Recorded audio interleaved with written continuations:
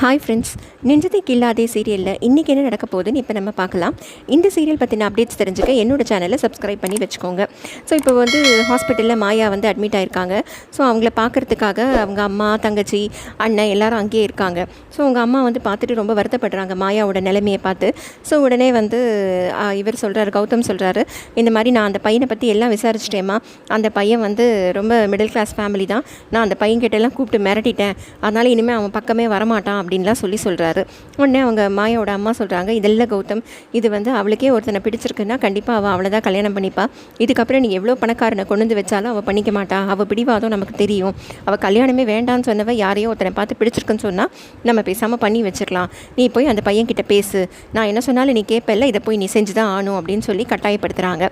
So ஆனால் கௌதமுக்கு அது இஷ்டமே இல்லை. அவருக்கு தன்னோட தங்கையை ஒரு சாதாரண இடத்துல கல்யாணம் பண்ணி கொடுக்க மாட்டேன் அப்படின்னு சொல்லிட்டு இருக்காரு. இதே சமயத்தில் அங்கே மதுமிதாவுக்கு அவங்க சிஸ்டர் வேறு ஒரு ஃப்ரெண்டு மூலமாக இந்த கார் நம்பரை வச்சு, வீட்டு அட்ரஸை வச்சு ஃபோன் நம்பர் வாங்கி கொடுத்துட்றாங்க. ஸோ மதுமிதா இப்போ இவரோட கௌதமோட மொபைலுக்கு கால் பண்ணி அந்த கார் இடித்த விஷயத்தை பற்றியே பேசிகிட்டு இருக்காங்க. இவர் அதே லேண்ட்லைன்லேருந்து ஃபோன் வந்த உடனே இவர் மாயா விஷம் குடித்த விஷயத்தை பற்றி தான் அவங்க பேசுகிறாங்கன்னு நினச்சிக்கிட்டு ரெண்டு பேரும் மாறி மாறி வேறு விஷயத்தை புரிஞ்சுக்கிட்டு பேசுகிறது ரொம்ப காமெடியாக இருந்துச்சு அந்த சீனு. ஸோ அவங்க ரெண்டு பேரும் மாறி மாறி பேசிக்கிறாங்க. பேசினதுக்கப்புறமா இப்படி ஒரு குடும்பத்தில் என் தங்கையை நான் கொடுக்கவே மாட்டேன் அப்படின்னு சொல்லிட்டு கௌதம் வச்சிடுறாங்க. அதே மாதிரி அந்த பக்கம் மதுமிதா இவரை போட்டு கண்ணா பின்னான்னு திட்டிட்டு, என்ன நீங்கள் ரொம்ப ஸ்டேட்டஸ் காட்டுறீங்களா, அதுவா இதுவா, நான் அப்புறம் மீடியாக்கெல்லாம் போயிடுவேன், ஏதோ நீங்கள் பெரிய மனுஷனுங்கிற மறித்து தான் நான் மீடியாக்கெல்லாம் போகாமல் இருக்கேன் அப்படின்லாம் சொல்லிவிட்டு அவங்களும் திட்டிட்டு ஃபோனை வச்சுருவாங்க.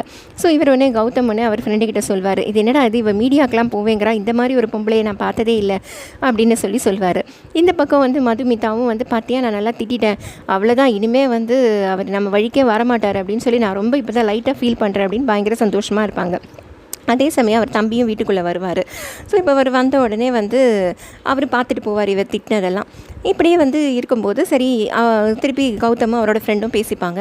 அம்மா கல்யாணம் பண்ணி வைக்கணும்னு சொல்கிறாங்க, நீ வேண்டான்னு சொல்கிற, இதெல்லாம் சரியாக வராது, நீ அம்மா சொல்ல பேச்சு தானே கேட்பேன், அதனால் நீ போய் அந்த பையன்கிட்ட பேசிடு அப்படின்னு சொல்லி அவர் ஃப்ரெண்டு சொன்ன உடனே சரின்னு ஒத்துக்கிட்டு கௌதம் இப்போ மதுமிதா வீட்டுக்கு கிளம்பி வராரு.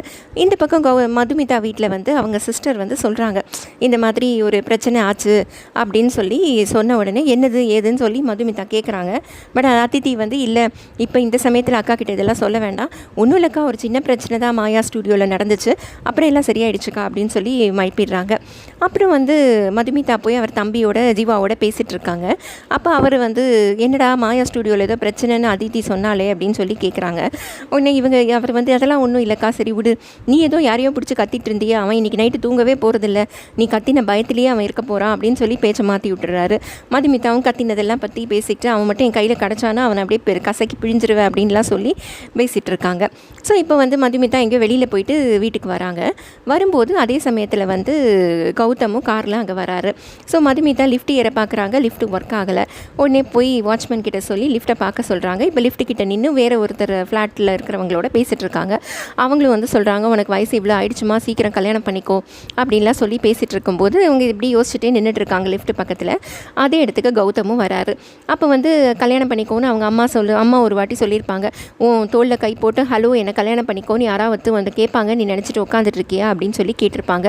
அதே சமயம் கௌதம் அங்கே அவங்க தோளில் அப்படி கை வச்சு ஹலோ அப்படின்னு கூப்பிட்டோடனே இவங்களுக்கு அப்படியே அந்த நினைவு வந்துடும். திரும்பி பார்ப்பாங்க, கௌதமை ஃபஸ்ட்டு டைம் மீட் பண்ணுவாங்க. அவங்க அப்படியே அவரை பார்த்துக்கிட்டே இருப்பாங்க. அவருக்கு ஒன்றுமே புரியாது.